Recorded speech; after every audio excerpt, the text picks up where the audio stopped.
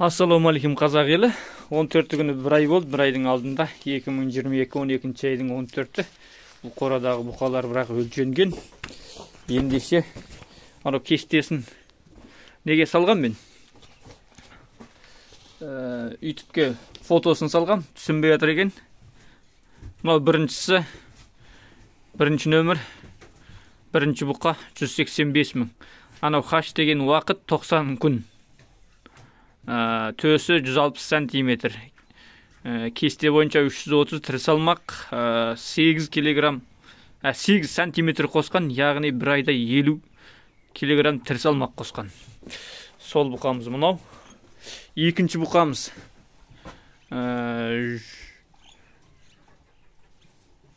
160 мың теңгеге алынған, 90 күн, төс өлшемі 158, тірі салмағы 320, кесте бойынша бұл 9 сантиметр қосқан, 56 килограмм тірі салмақ қосып тұрып бұйыртса.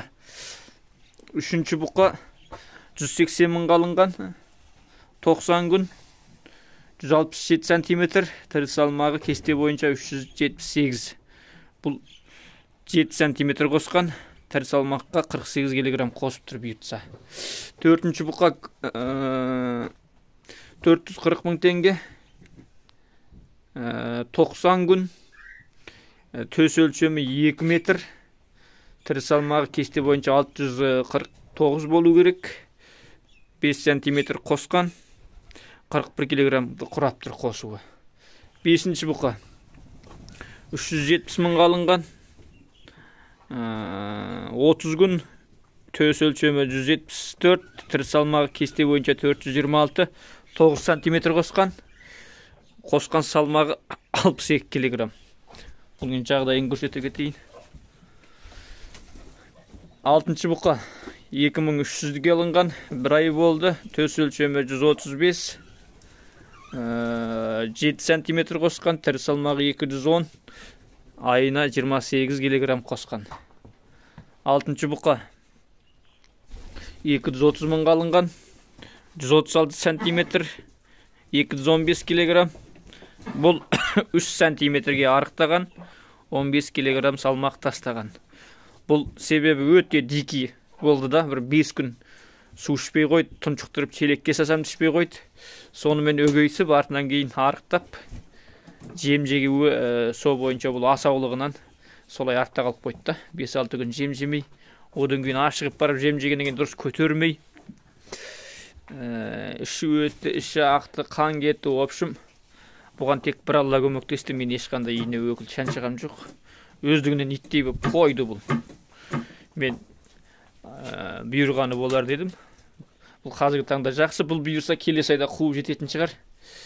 8-ші бұқа 160 мың алынған, бір ай бұрын, төсі 150, 272 сантиметр, пилос 8 сантиметр қосқан, айлық қосуы 29 килограмм. 9-ші бұқа 230 мың алынған, бір ай болды, 138, тірі салмағы 225, 4 сантиметр қосқан, бұл 19 килограмм қосып тұр. Сосын бізде 2-3 күн өмір күн суық, мына астылар қатып жатыр. Бүгін біраз жылы ерді асты. Содан кейін астын тазалап қойдық. Енді бүгін бұның боғына қарай бергенше, боғына жаза бергенше сұрақтарыңыз болса, басқалай қойыңыздар деп ойлайым.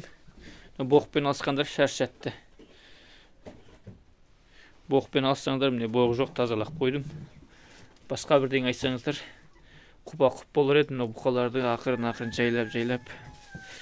Бұл қорадағы рекорд қазір мына бұқада болып тұр, бұл мұнан қалқасынан көрінбей тұр.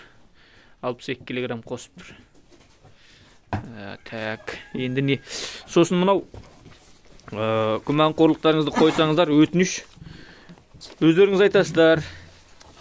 Мен сіздің ютубыңызге тіркелген тұрақты көрерменмін, видеоңызды үзбей көрем дейсіздер де, видеода айтылып кеткен мазмұндар менен қайта сұрайсыздар.